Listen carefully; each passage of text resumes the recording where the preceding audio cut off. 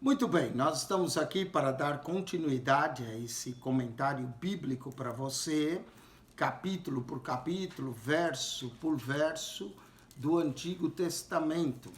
O Antigo Testamento é a base de toda a Bíblia Sagrada do Novo, né? O Novo revela o que está oculto no Antigo. Então, quando nós estudamos, temos que estudar toda a palavra de Deus. Como o apóstolo Paulo diz, toda a escritura é divinamente inspirada e profeitosa e apta para ensinar, corrigir, redarguir o homem na justiça de Deus. Nós estamos estudando o livro de 1 Reis, o reinado de Salomão, a época áurea do reino de Israel. As construções que Salomão fez, algo tremendo.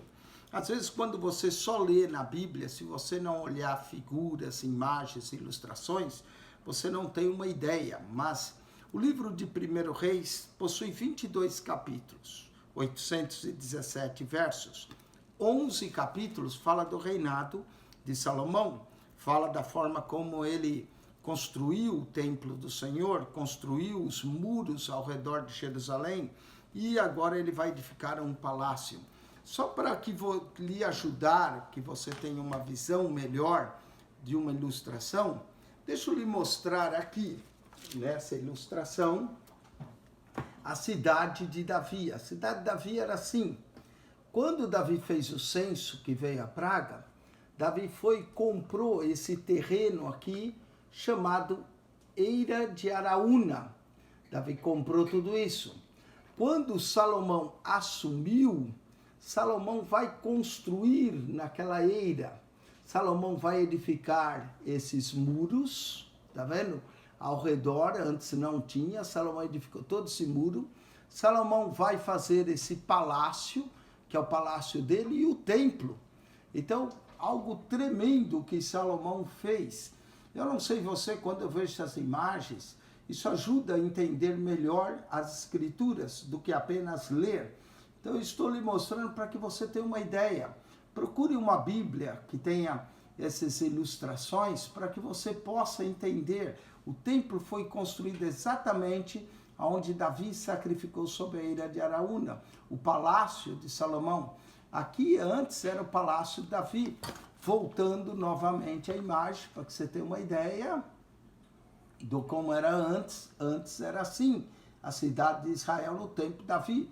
Depois de Salomão, olha só como aumentou a cidade, os muros, as construções que Salomão fez. Tudo isso está no livro de 1 Reis e serve para que você aprenda e entenda melhor as escrituras. Vamos então continuar. Salomão edifica um palácio, capítulo 7. Ele já primeiro edificou o templo, levou 7 anos na construção do templo, agora ele vai edificar um palácio. Porém, a sua casa, capítulo 7, verso 1, porém a sua casa edificou Salomão em 13 anos. Então, Salomão gastou 7 construindo o templo, mas a sua casa, ele gastou 13 anos construindo. Aqui nós vamos ter os 7 anos da construção do templo, mais os 13 anos da casa de Salomão. Nós temos no capítulo 6 os 7 anos e mais 13, nós temos 20 anos do reinado de Salomão. Por 20 anos Salomão construiu, por 20 anos ele edificou, ele fez primeiro o templo, 7 anos, depois sua casa, seu palácio, mais 13 anos, os muros da cidade. Nesses primeiros 20 anos do reinado de Salomão, foi anos de grande construção, onde Salomão edificou e construiu. Às vezes nós passamos o início da nossa vida edificando a nossa vida. Depois nós temos que manter. No caso, Salomão, os primeiros 20 anos foi de edificação, e infelizmente os últimos 20 anos foi de decadência no seu reino. Diz aqui, olha, porém a casa edificou Salomão em 13 anos e acabou toda a sua casa. Também edificou a casa do bosque do Líbano. Salomão criou uma casa lá no bosque do Líbano, de 100 côvados de comprimento. Que casa enorme! Olha só, o templo tinha 60, A casa que Salomão fez no bosque tinha 100 côvados de comprimento e 150 côvados de largura. Era maior do que o templo, a casa dele. Imagine só, 100 côvados, 50 metros de comprimento por 50 côvados de largura, mais 25 e 30 côvados de altura. São 10 metros, 30, que são 15 metros de altura. Sobre 4 ordens de coluna de cedro e vigas de cedro sobre as colunas. Toda era a casa que Salomão construiu no bosque do Líbano. E por cima estava coberta de cedro sobre as vigas que estavam sobre 45 colunas, 15 em cada ordem. 45 colunas, 15 em cada ordem. E havia 3 ordens de janela, e uma janela estava de frente da outra janela em 3 ordens. Que coisa tremenda essa casa do bosque. Também todas as portas e ombreiras eram quadradas de uma mesma viga, e uma janela estava de frente da outra em 3 ordens.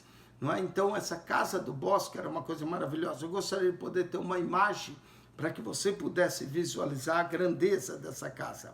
Depois fez um pórtico de colunas de 5 côvados de comprimento, 2,5 metros, e de 30 côvados de largura, 15 metros, era o pátio que ele fez. E o pórtico estava de frente delas e as colunas com grossas vigas de frente delas. Também fez o pórtico para o trono onde julgava. Salomão fez um trono onde ele se assentava para julgar, para o pórtico de juízo, que estava coberto de cedro, de soalho a soalho. E em sua casa que morava havia outro pátio por dentro do pórtico, de obra semelhante a esta, também para a filha de Faraó, que Salomão tomara para mulher, fez uma casa semelhante àquele pórtico. Havia o palácio dele e a casa para a filha de Faraó, que foi sua primeira, parece que oficialmente, esposa, não é? Uma casa grande que ele também fez para ela. Todas essas coisas eram de pedras finíssimas, cortadas à medida, serradas à serra por dentro e por fora. E isso desde o fundamento até as beiras do teto e por fora até o grande pátio. Essa obra era algo tremendo, né? A maçonaria gosta de atribuir o seu fundador como Salomão, né? Os maçônicos, quando eles constroem as suas obras, gostam de atribuir a Salomão, né? Mas não existe nada na Bíblia que Salomão era maçom. Salomão fez muitas construções, né? E os maçons gostam de atribuir a sua ligação a Salomão em suas obras também que eles fazem. Então, Salomão fez coisas grandes, né? Também estava fundado sobre pedras finas, pedras grandes, sobre pedras de 10 côvados e sobre pedras de 8 côvados. Essas pedras, algumas elas chegavam a pesar 400 toneladas. Pedras enormes que eram cortadas. Olha, pedras de 8 côvados, é uma pedras de 10 côvados, tinha 5 metros de comprimento essas pedras. E de 8 côvados, mais 5 por 4. Então eram pedras retangulares, não é? De 5 metros por 4 metros.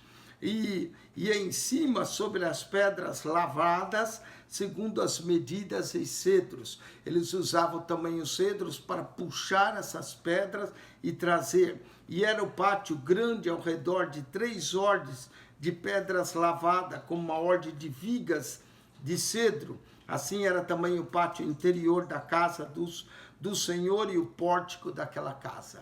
Era algo tremendo essa obra de construção que Salomão fez. Vamos ver outras diversas obras para o templo. E enviou o rei Salomão mensageiros e mandou trazer a Hirão de Tiro. E esse era filho de uma mulher viúva da tribo de Naphtali. Note que o rei Hirão, antes ele pertencia a uma mulher viúva da tribo de Naphtali, e fora seu pai um homem de Tiro que trabalhava em cobre e era cheio de sabedoria.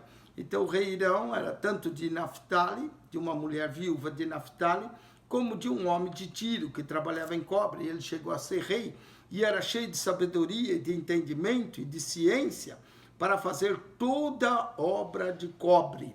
Esse veio ao rei Salomão e fez toda a sua obra, toda a obra de cobre fez para Salomão, porque formou 2 colunas de cobre, da altura de cada coluna era 18 côvados. Essas colunas de cobre, elas aparecem na frente do templo, essas 2 colunas enormes de cobre, elas aparecem na frente do templo. Está aqui uma das colunas, para que você possa ver, ter uma ideia dessa coluna. Deixa eu mudar aqui, não é? Tem a coluna na frente do templo, que eram as colunas de cobre. Vejamos aqui, as colunas que eram algo tremendo, essas colunas de cobre. Está aqui as colunas, deixa eu aumentar ela, que essa coluna de cobre na frente do templo era algo tremendo que Salomão mandou construir, porque formou 2 colunas de cobre, a altura de cada coluna era 18 côvados, e um fio de 12 côvados cercava cada uma das colunas. Também fez 2 capitéis de fundição de cobre para pôr sobre a cabeça das colunas. Esses capitéis são essa parte aqui, ó, de cima da coluna, que ficava na casa do Senhor. Era algo tremendo, esses capitéis da coluna. Também fez 2 capitéis de fundição para pôr sobre a cabeça da coluna. De 5 côvados era a altura do capitel, e de 5 côvados a altura do outro capitel. As redes eram obra de rede, as cintas de obra de cadeia para os capitéis que estavam sobre a cabeça das colunas. 7 para um capitel e 7 para outro capitel. Então essas colunas aqui cobriam, e tinham os seus, que ele chama de capitéis, que é a ponta dessa coluna, e tinha 7 asas que saía de um capitel e 7 para outra. Assim fez as colunas juntamente com 2 fileiras ao redor, sobre uma rede para cobrir os capitéis que estava sobre a cabeça das romãs. Assim fez também o outro capitel. E os capitéis que estavam sobre a cabeça das colunas eram obra de lírios no pórtico de 4 côvados, 2 metros. Os capitéis, pois, sobre as 2 colunas estavam de frente, em cima do bojo que estava junto à rede, e havia 200 romãs em fileiras ao redor, que estavam também sobre o outro capitel. Romã, elas aparecem bastante na Bíblia, era uma das frutas importantes para Israel, né? Alguns israelitas, ao abrir as romãs, acreditavam que havia 263 dentro das romãs, 263 sementes, e eles usavam aquilo para ensinar a lei, os estatutos, os mandamentos e os juízos do Senhor, não é? Através dessas colunas, dessas sementes que havia nas romãs. Depois levantou as colunas no pórtico do templo, e levantando a coluna direita, chamou o nome de Jaquim, e levantando a coluna esquerda, chamou o seu nome Boaz. Então, esses 2 nomes foram dados às colunas. Uma chamava Jaquim e outra chamava Boaz. Vamos ver o sentido desses nomes, não é? Levantou as colunas no templo, uma botou o nome de Jaquim. Jaquim quer dizer ele estabelece, Jeová, né? A abreviação de Jeová estabelece. E tendo a outra coluna, Boaz, chama pilar da força. Boaz quer dizer pilar da força. Então ele estabelece e ele dá força. E sobre a cabeça da coluna estava a obra de lírios. E assim se acabou a obra das colunas. Colunas e cobres maravilhosas, com sentido, ele estabelece, é ele que dá força. Fez mais um mar de fundição de 10 côvados, e uma borda, a outra redonda ao redor de 5 côvados alto, e um cordão de 30 côvados ao redor do mar. Esse mar é justamente a pia onde os sacerdotes se lavavam. Está aqui essa pia, para que você tenha uma ideia da pia, né, onde os sacerdotes se lavavam, e era redonda, chega a dizer que tinha 30 côvados a borda, né, e diz aqui, fez um mar de fundição, 10 côvados de uma borda até a outra, redondo, e de 5 côvados ao alto, 2,5 metros, e um cordão de 30 côvados cingia ao redor. Para quem estuda geometria, se tinha 10 de um lado a outro, era a extremidade de um lado a outro, multiplicado pelo π, né, o π é 3,14, vai dar 30 côvados a largura. 10 côvados de circunferência por 30 de comprimento. Exatamente a obra do π. Quem estuda matemática adora isso, não é? Porque exatamente o π já estava revelado na Bíblia. Cingia ao redor. E por baixo da sua borda ao redor havia botões que cingiam por 10 côvados. Cercavam aquele mar ao redor. 2 ordens desses botões foram fundidas na sua fundição. E firmava sobre 12 bois. Colocaram 12 bois para apoiar esse mar. 3 bois olhavam para o norte, né? E firmava sobre 12 bois, verso 25, 3 que olhavam para o norte, 3 que olhavam para o ocidente, 3 que olhavam para o sul, 3 que olhavam para o oriente, e o mar em cima estava sobre eles, e todas as suas partes posteriores para a banda de dentro. Então, os sacerdotes, nesses mar e nessas pias que Salomão fez aqui ao redor, eles lavavam as mãos para poder, e os pés, para poder entrar no templo. Então, firmou sobre esses bois. E a grossura era de 1 palmo, e a sua borda como a obra da borda de um copo, ou de flor de lírios, e ele levava 2.000 batos. Uma quantidade enorme de água era colocada sobre esse mar. Fez também as 10 bases de cobre, e o comprimento de uma base de 4 côvados, e 4 côvados de sua largura. Um bato, só para você ter uma ideia, são 22 litros. 22 litros era um bato, né? Ele levava 2.000, ou seja, 4.400 litros era levado aqui de água. Fez também as 10 bases de cobre, o comprimento de sua base, 4 côvados, e de 4 côvados a sua largura e 3 côvados a sua altura. E essa era a obra das bases. Tinha cintas, e as cintas estavam entre as molduras. Não é? Essa pia era para que se lavasse. Isso representa, para nós cristãos, o tanque batismal, não é? O tanque onde nós somos batizados. O altar do holocausto representa a cruz de Cristo.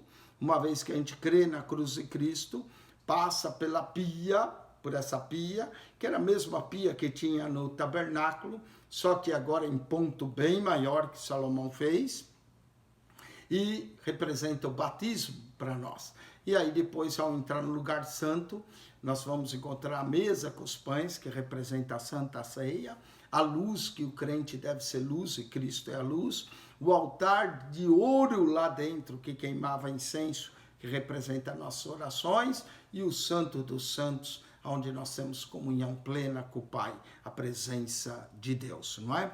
Esse é o sentido do tabernáculo, também do mesmo sentido no templo. E sobre as cintas que estavam sobre moldura, havia leões, bois e querubins. Interessante, não é? Lembra aquelas figuras diante do trono, cara de leão, cara de boi, cara de águia e cara de homem. Aqui menciona leões, bois e querubins. Diz que os querubins, às vezes tinham cara de leão, outras vezes cara de boi, sobre as molduras, uma base por cima, e debaixo dos leões e dos bois, junturas de outra extremidade. E uma base tinha 4 rodas de metal e lâminas de cobre. Então, havia rodas nessas bases, falando dessas pias, elas tinham rodas para facilitar o movimento delas. E havia essas caras de leões, bois, tá vendo? Aqui tinha as rodas que facilitavam o movimento dessas bases de água, e com a cinta, não é? E com essas caras de boi, leão, e uma base tinha 4 rodas de metal e lâminas de cobre, e os seus cantos tinham ombros debaixo da pia, estavam esses ombros fundidos da banda de cada uma das junturas. E a sua boca estava dentro da coroa, e era um côvado por cima, e era a sua boca redonda, segundo a obra da base do côvado. Também sobre a boca havia entalhes, e suas cintas eram quadradas e não redondas. E, novamente, eram essas as pias que eram usadas, quadradas, com rodas, exatamente essa descrição que nos é dada, né? Quadradas e não redondas. Verso 32 do capítulo 7. E as 4 rodas estavam debaixo da cinta, e os eixos das rodas na base, era a altura de cada roda do côvado e meio. Interessante, na visão de Ezequiel, que ele via uma roda dentro da outra, lembra um pouco essas bases dessas rodas do templo. E era a obra das rodas como a obra da roda de carro, e os seus eixos e as suas cambas e os seus cubos e os seus raios, todos eram fundidos. Esses tanques eram todos fundidos juntos, e havia 4 ombros, ou 4 cantos de cada base, e seus ombros saíam da base. E no alto de cada base havia uma altura redonda, de meio côvado ao redor. Também sobre o alto de cada base havia asas e cintas que saíam delas. E nas pranchas das suas asas e nas suas cintas, lavrou querubins. O templo era cercado de querubins, não é? Para mostrar que na presença de Deus existem querubins, existem serafins, existem seres angelicais, leões e palmas, segundo o vazio de cada uma, e junturas ao redor. Conforme essa fez as 10 bases, todos tinham uma mesma fundição, uma mesma medida e o mesmo entalhe. Eram 10 bases. Lembrava essas 10 bases também os 10 mandamentos. Também fez 10 pias de cobre, em cada pia cabia 40 batos. Era bastante água, um bato é 22 litros, não é? 40, nós estamos falando de 880 litros. E cada pia era de 4 côvados, e sobre cada uma das 10 bases estava uma pia. E pôs 5 bases à direita da casa e 5 à esquerda.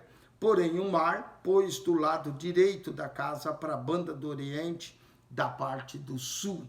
Que obra tremenda essa! Depois fez Irão, o próprio rei Irão fez isso. As pias e as pás e as bacias, e acabou Irão de fazer toda a obra que fez para o rei Salomão, para a casa do Senhor. O próprio rei Irão passou um tempo em Jerusalém fazendo toda essa obra. A saber, as 2 colunas, os globos dos capitais que estavam sobre a cabeça das 2 colunas, as 2 redes para cobrir os 2 globos dos capitais que estavam sobre a cabeça das colunas, as 400 romãs, 200 em cada uma, para as 2 redes, a saber, 2 carreiras romã para cada rede, para cobrirem os 2 globos dos capitais que estavam em cima das colunas, juntamente com as 10 bases e as 10 pias sobre as bases. É interessante as 400 romãs, porque o templo vai durar exatamente, aproximadamente 400 anos. E como também um mar e os 12 bois debaixo daquele mar, e os caldeirões e as pás e as bacias, e todos esses utensílios que fez Irão para o rei Salomão. Era um rei construindo para outro rei. E dois reis construindo para o rei dos reis, que é o Senhor Deus, para a casa do Senhor. Todos eram de cobre brunido, né? O cobre brilhava. Na planície do Jordão, o rei fundiu em terra barrenta entre Sucote e Sartã. Havia uma verdadeira fundição de cobre. É interessante que a arqueologia descobriu essas fundições de cobre, o que prova que houve de fato essa fundição e a construção do templo. E deixou Salomão de pesar todos os utensílios pelo seu excessivo número, não se averigando, pois, o peso do cobre. Foi tanto cobre que nem se vira o peso. Também fez Salomão todos os utensílios que convinham à casa do Senhor, o altar de ouro. Esse altar de ouro era para queimar incenso. A mesa de ouro, onde se punham os pães da propiciação, no qual estavam os pães da proposição, e os castiçais, 5 à direita e 5 à esquerda.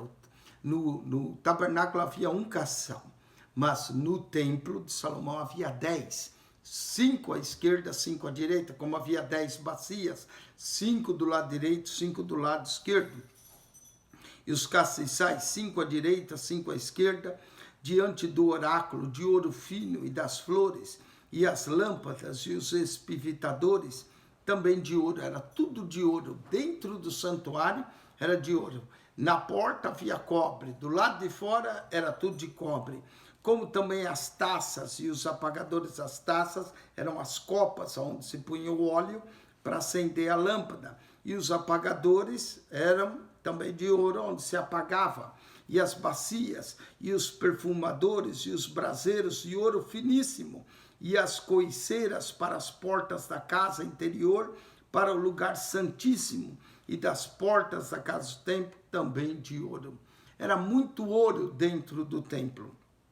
Assim se acabou toda a obra que fez o rei Salomão para a casa do Senhor. Então trouxe Salomão as coisas santas de seu pai, Davi, a prata e o ouro e os utensílios, e pôs entre os tesouros da casa do Senhor. Além disso, Salomão trouxe todo o ouro que Davi acumulou, e tudo isso foi posto para a casa do Senhor. Está vendo a casa do Senhor? De forma gloriosa. Todo o ouro de Davi ainda foi posto. Se você olhar com mais clareza aqui, você vai ver os 5 castiçais, o altar de ouro, a mesa de ouro. Havia 5 castiçais à direita e 5 castiçais à esquerda. Tudo de ouro, puríssimo, não é? Uma coisa gloriosa esse templo, o templo de Salomão. E pôs entre os tesouros da casa do Senhor. A obra estava pronta, agora vamos à dedicação. Capítulo 8, a dedicação do templo. Então congregou Salomão, os anciões de Israel, e todos os cabeças das tribos, os príncipes dos pais, dentre os filhos de Israel, diante de si, em Jerusalém, para fazerem subir. Agora vai vir a arca do concerto.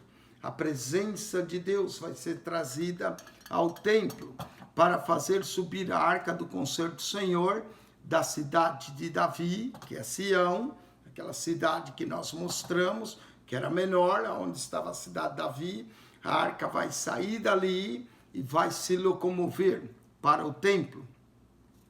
E todos os homens de Israel se juntaram na festa ao rei Salomão, no mês de Etanim, que é o 7º mês. O mês de Etanim corresponde aproximadamente ao nosso mês de setembro, que é o 7º mês.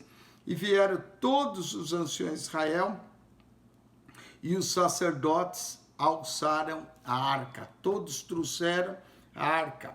E trouxeram a arca do Senhor, ela era carregada pelos varais, e trouxeram a arca do Senhor para cima e o tabernáculo da congregação, juntamente com todos os utensílios sagrados que havia no tabernáculo. Assim trouxeram para cima, porque a cidade de Davi fica mais embaixo. Eles estão trazendo para aquela eira onde Salomão construiu, para cima os sacerdotes e os levitas. E o rei Salomão e toda a congregação de Israel que se congregara, que eles estavam todos diante da arca, sacrificando diante da arca, eles estavam sacrificando, né? Diante da arca do Senhor, todos estavam sacrificando ovelhas e vacas, que não se podiam contar nem enumerar pela multidão. Assim trouxeram os sacerdotes a arca do concerto do Senhor, do seu lugar ao oráculo da casa, ao lugar santíssimo, ao santo dos santos. Eles vão trazer ao lugar santíssimo, até debaixo das asas dos querubins, daqueles outros 2 querubins que Salomão construiu. Eles foram trazendo até debaixo das asas do querubim, porque os querubins estendiam ambas as asas sobre o lugar da arca e cobriam a arca e os seus varais por cima. Então, além dos querubins da tampa, havia mais 2 querubins, não é, que ficavam dessa forma. No lugar santo santos havia 4 querubins, os 2 que Salomão construiu, mas os 2 sobre a arca, e todos faziam sombra ali à presença do Senhor. Interessante que Apocalipse 4:7 fala de 4 criaturas diante do trono. Então parece que tudo que Salomão fez também vinha da visão celestial que Moisés teve dos móveis, mas Salomão ampliou. Os querubins estendiam e os seus varais por cima. E os varais sobressaíam tanto que as pontas dos varais se viam desde o santuário diante do oráculo. Porém, de fora não se via. E ficaram ali até o dia de hoje. Até o dia de hoje. Parece que quando isso foi escrito, o templo ainda não havia sido destruído. Por isso diz até o dia de hoje. Na arca nada havia, senão só as 2 tábuas de pedra que Moisés ali pusera junto a Horebe, quando o Senhor fez aliança com os filhos de Israel, ainda saindo eles da terra do Egito. Então, dentro da arca havia as 2 tábuas de pedra. Nós sabemos que também Moisés colocou um gomer de maná dentro da arca e a vara de Arão que floresceu. Porém, aqui menciona mais as tábuas da aliança, os 10 mandamentos que os filhos de Israel. E sucedeu que, saindo os sacerdotes do santuário, assim que os sacerdotes saíram, uma nuvem encheu a casa do Senhor. A nuvem da glória, a Shekinah de Deus, a glória de Deus. E não podiam ter-se em pé os sacerdotes para ministrar. A presença de Deus era tão forte que os sacerdotes caíram por terra. Não podia ser por causa da nuvem, porque a glória do Senhor encher a casa do Senhor. Note que a glória do Senhor só encheu a casa depois que a arca foi trazida. A arca era a presença de Deus. Assim que a arca foi colocada ali, então veio aquela nuvem da presença da glória do Senhor. Os sacerdotes não conseguiam ficar em pé para ministrar, se prostraram. Então disse Salomão, o Senhor disse que habitaria nas trevas. Olha só, habitaria nas trevas. Em vez de habitar na luz, o Senhor habitaria ali nas trevas, né? Diz que habitaria nas trevas. Certamente edifiquei uma casa para morada, assento para a tua eterna habitação. Salomão está pedindo que Deus venha, tome lugar na sua casa. Então virou o rei o rosto e abençoou toda a congregação de Israel. E toda a congregação de Israel estava em pé. Ninguém entrou no templo. Salomão virou o seu rosto ao ver aquela glória, se virou para a congregação e abençoou todos e disse, bendito seja o Senhor, o Deus de Israel, que falou pela sua boca a Davi, meu pai, e pela sua mão o cumpriu, dizendo, desde o dia em que eu tirei o meu povo de Israel do Egito, não escolhi cidade alguma de todas as tribos de Israel para edificar alguma casa, para ali estabelecer o meu nome. Porém, escolhi a Davi para que governasse sobre o meu povo de Israel. Aqui a glória, né, da escolha de Davi, uma escolha divina, é mencionada. Também Davi, meu pai, propusera em seu coração edificar a casa ao nome do Senhor, o Deus de Israel. Porém, o Senhor disse a Davi, meu pai: porquanto propusesse no teu coração edificar casa ao meu nome, bem fizesse em propor no teu coração. Todavia, tu não edificarás essa casa, porém teu filho, que descender de ti, edificará essa casa ao meu nome. Que glória, que prazer, que satisfação Salomão tinha de edificar essa casa. Assim, confirmou o Senhor a sua palavra que tinha dito. E isso é o ponto, a confirmação de Deus da sua palavra. Deus sempre vela para cumprir a sua palavra. Porque me levantei em lugar de Davi, meu pai, e me assentei no trono de Israel, como tem dito o Senhor, edifiquei uma casa ao nome do Senhor, o Deus de Israel, para que Deus colocasse seu nome ali. Essa casa deveria ser santa. E construiu ali lugar para a arca, em que está o concerto que o Senhor fez com nossos pais quando os tirou da terra do Egito. Na arca, a presença, o concerto, a aliança de Deus, tudo estava ali em Jerusalém. Que época áurea de Jerusalém, que glória tremenda. Capítulo 8, verso 22. E pôs Salomão diante do altar do Senhor, em frente de toda a congregação de Israel, e estendeu as mãos para os céus, e disse: ó Senhor Deus de Israel, não há Deus como tu, em cima nos céus, nem embaixo na terra, que guardas o conserto e a beneficência a teus servos, que andam de todo o seu coração diante de ti. E aqui está o segredo: Deus quer todo o coração. Deus não quer meio coração, 10% de coração, não, todo o coração. Que cumprisse com o teu servo Davi, meu pai, o que lhe dissera, porque com a tua boca o dissesse e com tua mão o cumprisses, como nesse dia se vê. Que dia glorioso, o dia da consagração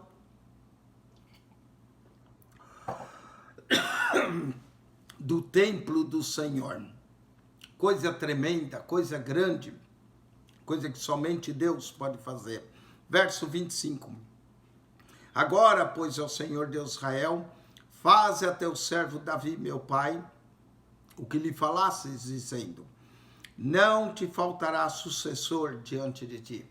Deus falou, Deus está confirmando através de Salomão. E o trono de Davi pertence eternamente ao Cristo, o filho de Davi. Não te faltará sucessor diante de mim, que se assente no trono de Israel, somente que teus filhos guardem o seu caminho, para andarem diante de mim, como tu andasses diante de mim. Como é importante andar com Deus, obedecer os mandamentos e a palavra de Deus. O rei tinha que ter um coração totalmente voltado, para que Deus confirmasse o seu conserto. Agora também, ó Deus Israel, cumpre-se a tua palavra que disseste teu servo Davi, meu pai. Né? Deus vela por cumprir a sua palavra. Mas note que o cumprimento da palavra também depende de o rei andar segundo aquilo que Deus falou. Mas, na verdade, habitará Deus na terra? É a pergunta. Será que Deus habitará na terra? Eis que os céus e até os céus dos céus te não poderiam conter, quanto menos essa casa que eu tenho edificado. Imagine só os céus e os céus do céu não podem conter. Imagine uma casa, apesar de ser algo glorioso, apesar de ser algo grande, como é que aquilo poderia conter Deus? Da mesma forma, o Deus eterno, o Deus grande, o Deus poderoso que habita em todos os céus e nos céus do céu, como é que ele pode caber no nosso coração? Ele cabe no coração que se volta para Deus. Volte-te depois para a oração de teu servo e para a sua súplica. Ó Senhor meu Deus, para ouvires o clamor e a oração que teu servo hoje faz diante de ti. Que oração tremenda! Salomão era de fato um bom crente, crente mesmo, orava tremendamente, tanto é que a sua oração está registrada aqui, para que os teus olhos, noite e dia, estejam abertos sobre essa casa, sobre esse lugar do qual dissesses, o meu nome estará ali, para ouvires a oração que teu servo fizer nesse lugar. Interessante, não é? Até hoje pessoas vão a Jerusalém, colocam lá papelzinhos com seus pedidos no muro das lamentações, porque Deus prometeu que ouviria a oração que se fizesse naquele lugar. E até hoje tem gente que vai lá com esse objetivo de orar. Ouve, pois, a súplica do teu servo e do teu povo de Israel, quando orarem nesse lugar. Também ouve tu no lugar da tua habitação nos céus, ouve também e perdoa. Essa também foi a pergunta da mulher samaritana a Jesus. Qual é o lugar onde se deve adorar? Vocês judeus dizem que é Jerusalém. Jesus disse, mulher, creme que a hora vem, que nem nesse monte, nem em Jerusalém adorareis. Deus é espírito, importa que os que o adorem em espírito e em verdade. Mas Jerusalém foi consagrada como cidade onde Deus ouve a oração. O templo, onde Deus escuta a oração, onde Deus perdoa e também perdoa quando o teu povo pecar. Verso 31. Quando alguém pecar contra o seu próximo e puserem sobre ele juramento, para o juramento, e vier o juramento diante do teu altar nessa casa, ouve tu então dos céus e age, julga os teus servos, condenando ao injusto e fazendo recair o seu proceder sobre a sua cabeça, e justificando ao justo e fazendo-lhe segundo a sua justiça. Não só seria uma casa de perdão, seria também uma casa de retribuição, para que o injusto pagasse pela sua injustiça e o justo fosse recompensado pela sua justiça. Quando o teu povo de Israel for ferido diante do inimigo, por ter pecado contra ti, e se converterem a ti, e confessarem o teu nome, e orarem, e suplicarem a ti nesta casa, ouve tu então dos céus, e perdoa o pecado do teu povo de Israel, e torna a levá-lo à terra que tens dado a seus pais. Que oração tremenda essa de Salomão. Salomão está intercedendo pelo povo, pedindo que Deus os perdoe, assim como Cristo também intercede pelo povo, pelos seus discípulos em João 17. Quando os céus se cerrarem, e aqui já estava Salomão profetizando que vai acontecer nos dias do profeta Elias. Quando os céus se cerrarem, não houver chuva por terem pecado contra ti, e orarem nesse lugar, e confessarem o seu nome, e se converterem dos seus pecados, havendo-os tu afligido, ouve tu então nos céus, e perdoa o pecado dos teus servos e de teu povo Israel, ensinando-lhes o bom caminho, que ande e dá chuva na terra, que deste ao teu povo em herança. Salomão lembra quando o céu se cerrasse e não desse chuva, mas se o povo orasse e convertesse, que Deus mandasse a chuva novamente. E eles dependiam da chuva para que a terra produzisse. Quando houver fome na terra, quando houver peste, quando houver queima de searas, ferrugem, gafanhotos e pulgão, e quando o seu inimigo cercar na terra das suas portas, ou houver alguma praga ou doença, até quando houvesse praga, doença, queimadas, tudo isso acontecesse, toda oração e toda súplica, qualquer homem de todo o teu povo Israel fizer, conhecendo cada um a chaga do seu coração, estendendo as mãos para a tua casa. Oh, lugar de oração, lugar santo. Por isso que Jesus disse, a minha casa será chamada casa de oração. Jeremias também havia profetizado isso. Ouve então tu nos céus. Note que Deus continuaria nos céus. Ouve tu então nos céus, assento da tua habitação, e perdoa, e faz, e dá a cada um conforme todos os seus caminhos, e segundo vires o seu coração, porque só tu conheces o coração de todos os filhos do homem. Olha só, a onisciência de Deus, que Deus conhece todas as coisas, para que temam todos os dias que vivem na terra, que desce aos nossos pais. E também ouve ao estrangeiro, até o estrangeiro poderia orar, e Deus ouviria, que não for do teu povo Israel, porém vier das terras remotas, por amor do teu nome, porque ouvirão do teu grande nome, da tua forte mão e do seu braço estendido, e vier e orar nessa casa. Casa de Deus, chamada casa de oração, e vier e orar, ouve tu nos céus, assento da tua habitação, e faz conforme tudo o que o estrangeiro a te clamar, a fim de que todos os povos da terra conheçam o teu nome, para te temerem com todo o teu povo de Israel, e para que saberem que teu nome é invocado sobre essa casa que tenho edificado. Ou casa santa, ou casa maravilhosa, ou casa de oração.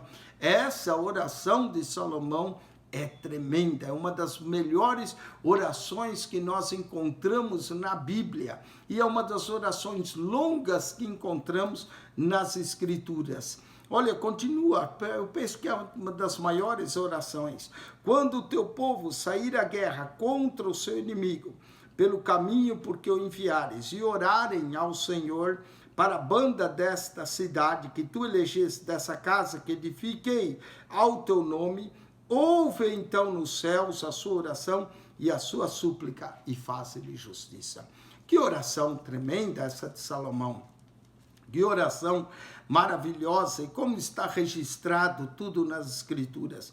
Quando pecarem contra ti, pois não há homem que não peque, todos pequem, tu te indignares contra eles e os entregar nas mãos dos inimigos, para os cativerem e levarem em cativeiro a terra do inimigo, quer longe ou perto esteja, e na terra onde forem levados em cativeiro, tornarem-se e se converterem na terra do seu cativeiro, e suplicar, dizendo, pecamos e perversamente agimos e cometemos iniquidade, e se converterem a ti, de todo o seu coração e de toda a sua alma, na terra dos seus inimigos, que os levaram em cativeiro, e orarem a ti, para a banda da terra que desse seus pais, para essa cidade que elegesse, para a casa que edifiquei ao teu nome. E aqui você vai entender por que Daniel abria a janela para o lado de Jerusalém.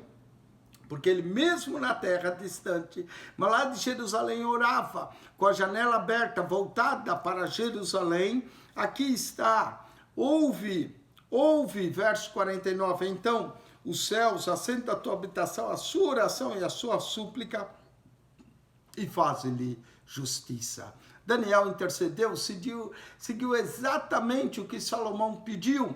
Salomão pediu que até quando ele estivesse longe da terra, em cativeiro, e orasse, mas voltado em direção a Jerusalém, para que Deus ouvisse, para que Deus atendesse. E perdoa o teu povo que houver pecado contra ti, todas as suas prevaricações com que houveram prevaricado contra ti, e faze-lhes misericórdia perante aqueles os que têm cativos, para que deles tenham compaixão, porque são o teu povo, a tua herança que tiraste da terra do Egito, do meio do forno de ferro.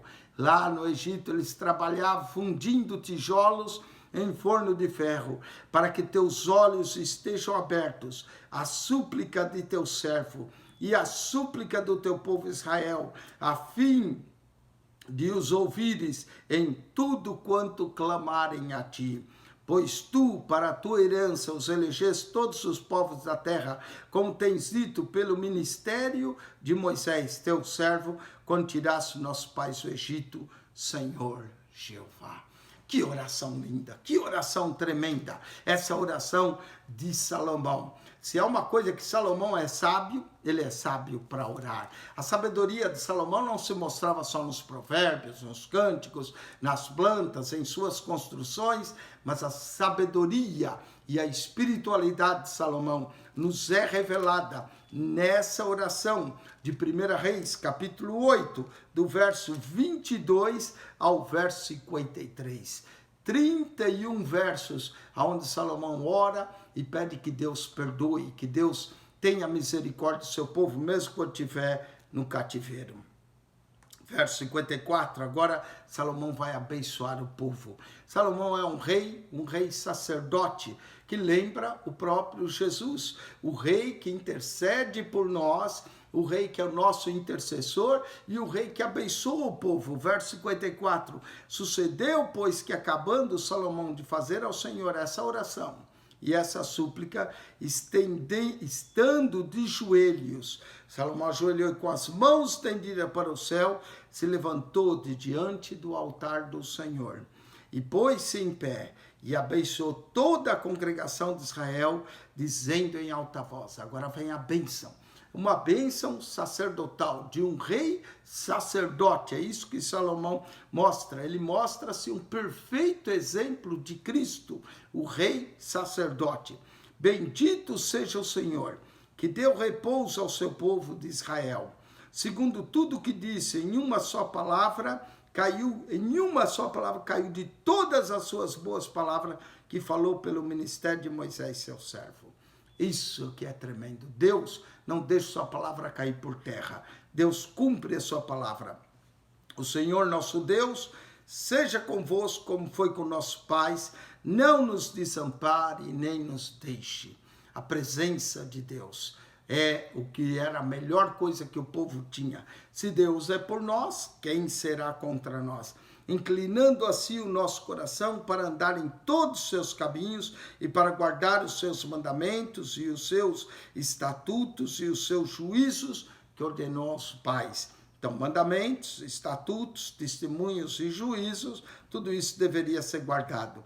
Em que essas minhas palavras com que supliquei perante o Senhor estejam perto, diante do Senhor nosso Deus, de dia e de noite, para que execute o juízo do teu servo e o juízo do seu povo de Israel, a cada qual o seu dia. Por isso que foram escritas, para que as palavras estivessem diante de Deus, não é? Não só as palavras de Deus, mas as palavras de oração diante de Deus, para que Deus executasse a oração de Salomão. E para que todos os povos da terra saibam que o Senhor é Deus e que não há outro. O nosso Deus é o único Deus. E seja o vosso coração perfeito para com o Senhor nosso Deus, para andar em seus estatutos e guardar os seus mandamentos como hoje. E o rei e todo Israel que com ele sacrificaram sacrifícios perante a face do Senhor. E ofereceu Salomão em sacrifício pacífico, que sacrificou o Senhor 22.000 vacas. Meu Deus! No capítulo 3, Salomão tinha oferecido 1.000 holocaustos. Mas agora, na consagração do templo, Salomão vai oferecer 22.000 vacas. É muita vaca para se oferecer holocausto. Que quantidade enorme de vacas é essa, não é? Um dos homens que tem o maior rebanho aqui na Califórnia possui 14.500 vacas, e é vaca por todo lado. Quem vai pela 5 para Los Angeles, passa ali, anda mais de 1 milha vendo aquele rebanho de 14.500 vacas. Agora, 22.000 vacas Salomão ofereceu, 22.000 vacas e 20.000 ovelhas. Nossa, 22.000 vacas, 20.000 ovelhas. Assim o rei e todos os filhos de Israel consagraram a casa do Senhor. 42.000 animais, 22.000 vacas, 20.000 ovelhas. E no mesmo dia santificou o rei no meio do átrio que estava diante da casa do Senhor, porquanto ali prepararam os holocaustos e ofertas com a gordura e os sacrifícios pacíficos, porque o altar de cobre que estava diante da face do Senhor era muito pequeno para nele caber os holocaustos, as ofertas e a gordura dos sacrifícios pacíficos. O altar ficou pequeno, com tantos animais. Aquele grande altar que Salomão construiu ficou pequeno. E no mesmo tempo celebrou Salomão a festa. E todo Israel com ele, uma grande congregação, desde a entrada de Ramate até ao rio do Egito, perante a face do Senhor nosso Deus, por 7 dias e mais 7 dias, total de 14 dias, para sacrificar tanto animais assim, realmente precisava de muitos dias. 14 dias. 14 também é um número profético, de sorte que foram 14 gerações, desde Abraão até Davi, mais 14 desde Davi até a deportação para a Babilônia, e mais 14 desde a deportação para a Babilônia até o Cristo. Mateus 1:17. 14 dias de festa, e no 8º dia despediu o povo, e eles abençoaram o rei, e todos se foram à sua tenda, alegres e contentes de coração, por causa de todo o bem que o Senhor fizera a Davi, seu servo, e a Israel, seu povo. Esse é um grande capítulo aqui, mas não é grande só pelo número de versos, possui 66 versos, capítulo 8, interessante, a Bíblia tem 66 livros, mas ele é grande mesmo por essa oração que Salomão faz. Oração tremenda, uma das maiores orações que nós encontramos na Bíblia, do filho de Davi orando, que construiu um templo maravilhoso, que construiu o seu palácio, a casa, a cidade e a sua oração, uma oração tremenda sobre o templo. E Deus promete que ele ouve a oração desse lugar quando o povo se arrepende. Lindo, tremendo, maravilhoso. Eu não sei você, eu fico emocionado de ler isso, de fazer essa oração novamente, ainda que foi Salomão que a fez, mas só o fato de ler, eu me sinto mais perto de Deus ao fazê-la. Talvez você precise pegar o capítulo 8 e ler essa oração em voz alta, e você também se sentirá também mais perto de Deus. Que Deus te abençoe, que a graça de nosso Senhor e Salvador Jesus Cristo seja contigo, o amor de Deus, nosso Pai, e a comunhão do Espírito Santo seja convosco. Deus te abençoe. Nós voltamos para comentar o capítulo 9 e 10 de 1 Reis. No 9, o Senhor vai aparecer a Salomão, depois dessa oração, e o capítulo 10, a rainha de Sabá vai vir visitar a sabedoria de Salomão. Comente sobre o nosso canal, divulgue, mande para amigos, familiares, Pastor Eugênio Piacentini, comentário toda a Bíblia, clique no playlist, lá você pode achar em ordem os livros, de Mateus ao Apocalipse, de Gênesis até 1 Reis. Que Deus te abençoe, que a graça de nosso Senhor Jesus seja contigo grandemente. Amém e amém.